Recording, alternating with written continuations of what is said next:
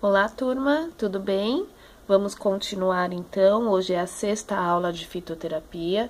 Na aula passada nós terminamos de falar sobre métodos de extração de princípio ativo e agora a gente vai conversar um pouquinho sobre como colocar esses princípios ativos, né? Como incorporar esses princípios ativos nas formulações fitoterápicas, né? Então a gente tem que falar de controle de qualidade.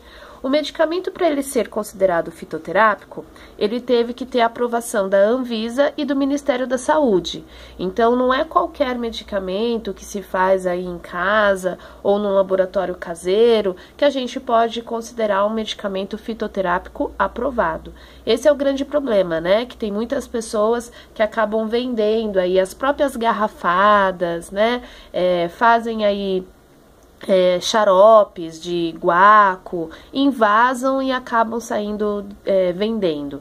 Isso está errado, tá? O medicamento, para ele ser seguro, ele tem que ter passado, então, pela aprovação da Vigilância Sanitária, então ele tem que ter registro na Anvisa e do Ministério da Saúde. Então, lá no rótulo dele vai estar escrito lá, né? Aprovado pela Vigilância Sanitária e número do Ministério da Saúde, ou seja, aquele medicamento tem autorização para ser comercializado.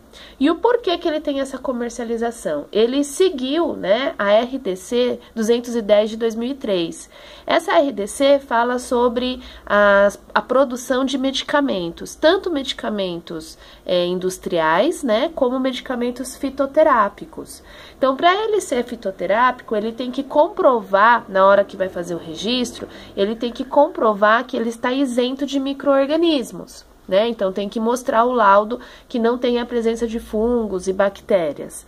Eu tenho que relatar também qual foi o método de extração desse princípio ativo, aqueles métodos que nós vimos, se foi através de uma percolação, se foi uma infusão, se foi uma maceração. Então, eu tenho que acabar relatando qual foi o método de extração que foi utilizado para ter o princípio ativo, tá? E qual foi os órgãos, né? Se eu usei flores, mas tenho também a presença de folhas, de semente, então eu tenho que relatar qual é o órgão da planta que foi feita a extração e relatar também se há a presença de outros órgãos da planta, tá? Então tem que seguir as diretrizes da RDC.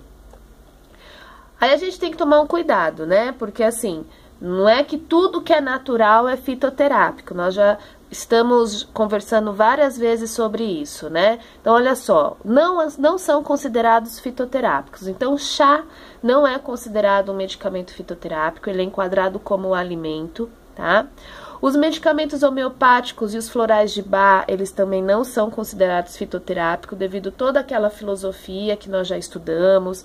Então, tem a ver com o tipo da matéria-prima, né? O homeopático, ele não usa só plantas, ele usa também animais, usa também sais minerais. A farmacotécnica é totalmente diferente, né? Florais de Bach, ele só usa as flores, mas não trabalha com o princípio ativo em si, trabalha com a energia da pétala das flores. Então, não dá para enquadrar eles dentro da fitoterapia, tá? Então, eles não são considerados medicamentos fitoterápicos. E partes das plantas, tá? Então, se eu for na farmácia e comprar um saquinho de flor de camomila, eu não estou comprando um fitoterápico, eu estou comprando a matéria-prima. Através dessa matéria-prima que eu vou realizar um medicamento fitoterápico, um chá, por exemplo, né? Aliás, que o chá não é considerado um medicamento fitoterápico, ele é um alimento, mas através da infusão eu vou conseguir extrair o princípio ativo que eu posso fazer um medicamento, certo? Então, as partes das plantas, se eu comprar a raiz do ginseng, eu não estou comprando um medicamento fitoterápico, eu estou trabalhando apenas com a matéria-prima. Eu vou triturar, eu vou moer esse ginseng para que eu possa fazer cápsulas de ginseng, por exemplo, tá bom? Então, as partes das plantas que são comercializadas nas feiras, nas farmácias de ervas, a gente não pode considerar como fitoterápico, são matérias-primas, tá? E o que eu considero fitoterápico, então? Qualquer medicamento que contenha princípio ativo fitoterápico. Então, vamos supor, cápsulas, né? Uma forma farmacêutica. Então, por exemplo, cápsulas de valeriana. Então, dentro da cápsula eu tenho a valeriana, certo? Solução oral, o boldo. Então, eu fiz uma solução oral, eu fiz lá um extrato de boldo, usei alguma técnica, né, de extração, utilizei as folhas do boldo, fiz a extração do princípio ativo do boldo e fiz uma solução oral que eu vou tomar sempre após as alimentações para que eu tenha uma melhor digestão, tá? O gel de arnica, então eu utilizei as flores de arnica, fiz a extração do princípio ativo da arnica e incorporei num gel. Tá? Então, esse gel pode ser utilizado aí para dores musculares, artrite, artrose, pancadas, inflamações musculares. Fiz um xarope de Ederelix, né? Esse é o mais conhecido, comercialmente é o Abrilar. Então, eu fui lá, peguei a flor da Ederelix junto com as folhas, fiz a extração, né? E fiz um xarope. Nós fizemos xarope nas aulas de farmacotécnica, né? Então, aquela solução de água com açúcar e o conservante, fizemos o xarope e incorporamos, então, Ederelix. Tudo bem? Então, olha só, o que são considerados medicamentos fitoterápicos? Então, é qualquer forma farmacêutica que apresente a incorporação do princípio ativo fitoterápico. Pode ser cápsula, pode ser xarope, pode ser gel, pomada, creme, gota, solução oral, comprimido, tá bom? E dentro dos cosméticos também, né? Nós estamos aí vendo muitos shampoo de babosa, né? Hidratação de aloe vera, que é a babosa. Tônico capilar com alho, né? Que o alho tem essa ação aí bastante indicada para crescimento de cabelo. Então, aí tem várias incorporações também na indústria de cosmético, tudo bem? Só não confundir, gente, chá não é considerado medicamento fitoterápico, ele é enquadrado como alimento, tá? Só não esqueçam disso. E aí, como que eu utilizo esse fitoterápico? Então, a gente tem duas opções, tá? Eu posso utilizar ele na forma de pó, esse princípio ativo fitoterápico, para incorporar na minha cápsula, para incorporar no meu gel, para incorporar no meu xarope. Mas, o que é esse pó? Esse pó é a moagem da planta inteira. Então, eu pego a planta, trituro ela, deixo ela bem moída e utilizo na forma aí de cápsula, se eu quiser, né? Acontece que quando eu faço a trituração da planta inteira, eu não tenho muita qualidade, né? Por quê? Porque junto da planta, ela não tem só um princípio ativo, ela contém outros princípios ativos também. É uma técnica simples, fácil, barata, mas eu não tenho a qualidade do princípio ativo. Eu não vou ter apenas o princípio ativo ali que eu quero em questão. Então, não é uma técnica muito utilizada. Então, a gente sabe que alguns medicamentos fitoterápicos, né, que se vende por aí sem registro de vigilância sanitária e Ministério da Saúde, provavelmente vem daí, né? Pega-se a planta inteira de camomila, moe, tritura e faz a cápsula, né? Então, eu vou ter 100% ali da passiflora que vem da camomila? Nem sempre, né? Então, a gente tem que levar em consideração a isso. Extrato seco é o método mais indicado, é o que a indústria farmacêutica trabalha, tá? Então, é obtido através daquelas técnicas de extração.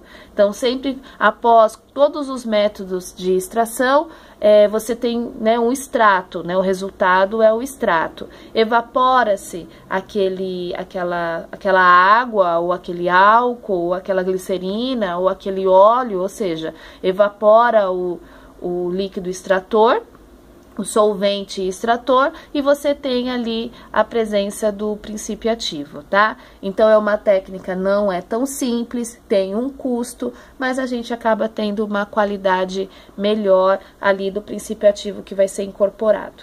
Tudo bem? Então, existem duas formas de utilizar o princípio ativo na farmacotécnica para produzir o medicamento fitoterápico, através do pó ou do extrato seco, certo? O pó, ele é uma técnica muito simples, basta triturar a planta inteira, mas eu não tenho qualidade nenhuma, porque eu vou ter impurezas, vou ter interferentes, e o extrato seco é sempre através do resultado final dos métodos extrativos, tá? Então, eu simplesmente evapora aquele líquido extrator e eu tenho a concentração de princípio ativo.